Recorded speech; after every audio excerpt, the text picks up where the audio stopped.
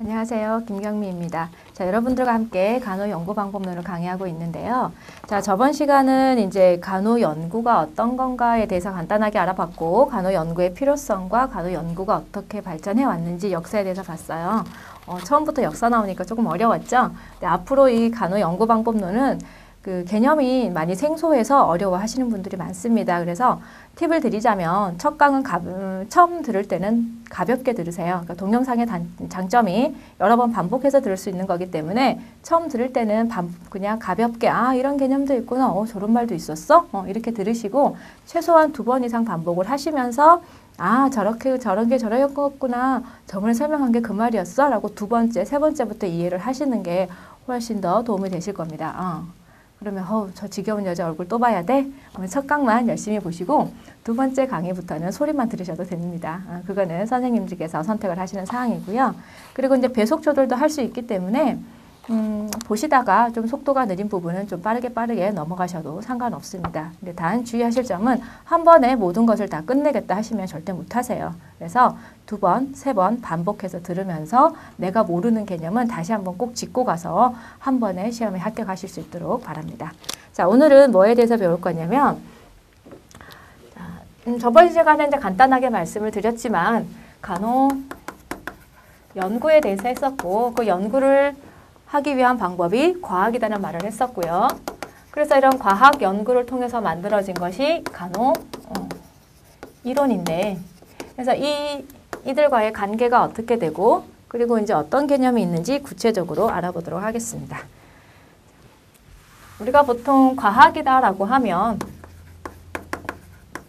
과학 많이 들어봤죠. 많이 사용하는 말이고, 그래서 보통 객관적인 내용이다, 체계적인 내용이다, 이런 말을 많이 합니다. 그래서 과학이라고 하면은 보통 지식을 얻는 방법이다. 얻는 방법은 여러 가지 방법이 있는데 그 중에서 어떻게 지식을 얻느냐, 체계적으로 그 다음에 그 어떤 내용들을 개발하고 검증하고, 그리고 이를 통해서 새로운 지식체를 확립해서 기존의 어떤 지식들을 확장을 하거나 또는 재확인하는 방법이 과학이다라고 보시면 되겠습니다. 그래서 그 1980년대 질적 연구가 일어나기 그 전에는 보통 연구다라고 하면 과학적인 방법에 의해서 이루어지는 연구들을 많이 얘기를 했어요. 그래서 과학적인 방법으로 인해서 이루어지지 않은 것은 연구가 아니다, 지식이 아니다라는 말까지 나왔는데 이제 시대가 흘러가면서 따라 과학만으로 설명 못하는 것들이 많다라고 생각을 하고 이제 이런 단순히 어떤 딱딱 떨어지는 양적 연구만 아니라 질적 연구도 나오기도 했지만 어쨌든 과학이라고 하면 체계적인 개발을 통해서 이루어진 거다.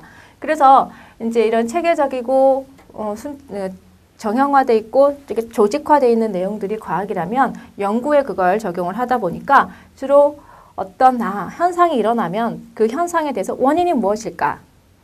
그래서 그 원인을 통제하면 어떤 결과가 나올까? 이런 걸 보기 위해서 과학적인 접근법을 많이 이용을 했습니다.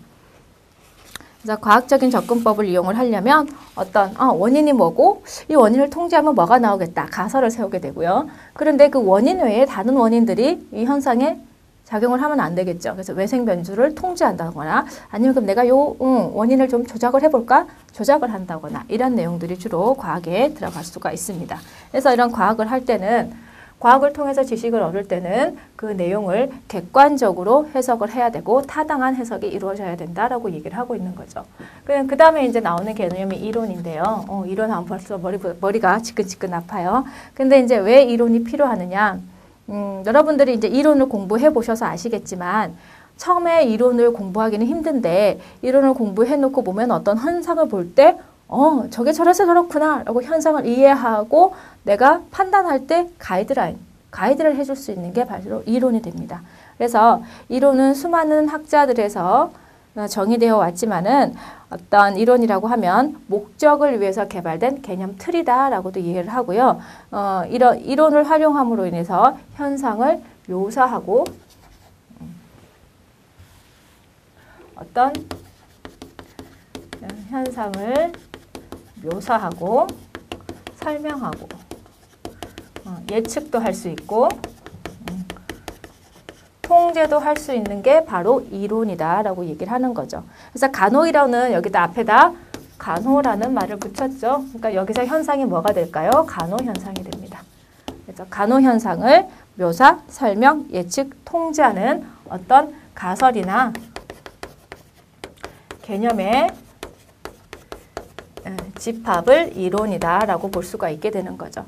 그러면 이런 간호이론의 목적은 뭐냐면 연구 가설을 개발을 일단 할 수가 있고요.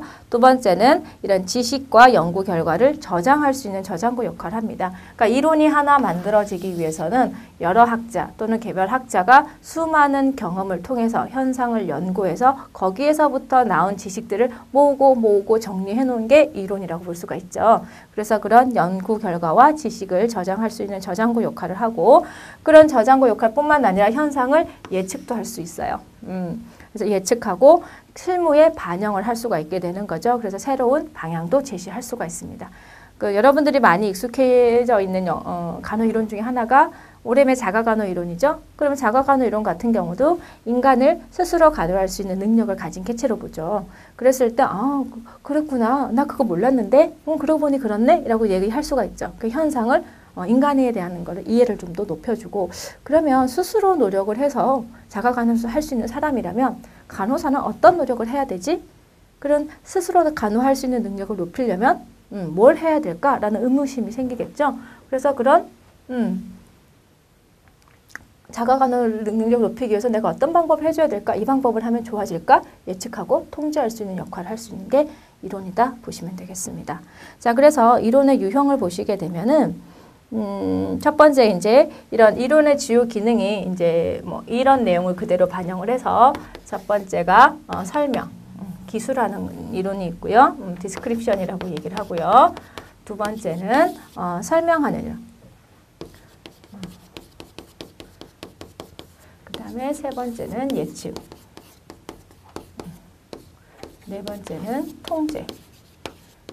이게 이제 이론의 주 역할이라고 보시면 돼요. 이론의 기능이라고 보셔도 되고 그랬을 때 이 이론의 그 기능에 따라서 유형이 나눠질 수가 있습니다. 첫 번째가 이제 요인 분리 이론인데 요인 분리 이론은 다른 말로 개념 명명 이론이라고도 얘기를 하며 현상에 대해서 가장 기초 지식이 없을 때 연구 목적이 도대체 이게 뭘까라고 현상을 이해하기 위한 수준에서 행해지는 게 요인 분리 이론이라고 보는 거죠. 그러니까 만약에 환자가 스트레스에 어떻게 대처하는지 알아보고 싶다라고 하면 뭐부터 알아봐야 돼요? 그럼 도대체 스트레스가 뭐지? 라는 현상부터 파악을 해봐야 되겠죠.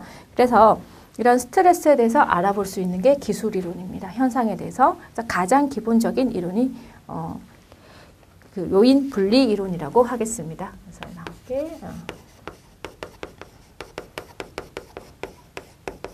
나올게. 두 번째는 그러면 자 도대체 스트레스가 뭐야? 라고 생각을 했으면 그럼 도대체 스트레스를 일으키는 요인들은 뭘까?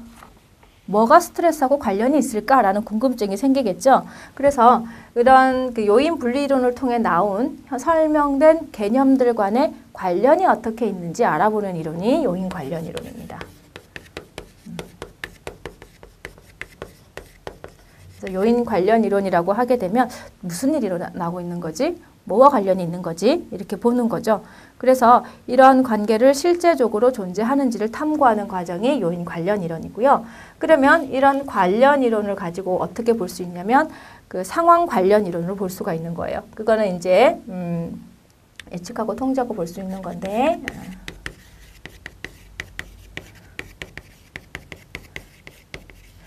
자, 요인 분리 이론에서는 내가 보고자 하는 현상을 이해하기 위한 설명을 했다면 그 설명된 개념에 어떤 요인들이 관련이 돼 있을까? 이렇게 봤죠. 그러면 그 중에서 원인이 되는 건 뭘까? 뭐가 스트레스의 원인이지 밝혀내는 게 상호 관련이라고 보시면 됩니다. 그래서 이런 서로 관련이 있다는 것은 명백하게 아는데 그 관련 있는 것 중에서 도대체 원인이 뭘까? 만약에 스트레스에 나이하고 관련이 있다고 했는데 그러면 나이가 스트레스의 원인일까? 작업을 할 때 조명의 밝기가 스트레스의 원인을 준다는데 어느 정도 조명의 밝기를 하면 스트레스가 조절될까? 그래서 상황 관련 이론 같은 경우는 원인 변수를 파악을 할 수가 있기 때문에 그 상황을 예측할 수가 있게 되는 거죠. 어떤 원인에 노출이 되면은 그 현상이 일어나더라라고 알 수가 있게 되는 거예요. 그러다 보면 어떻게 그 원인을 내가 조절하고 싶어지죠. 나쁜 현상이 일어나게 하는 원인은 내가 통제를 가하고 싶단 말이에요. 그래서 그럴 때는 상황 생선 이론이라고 보시면 됩니다.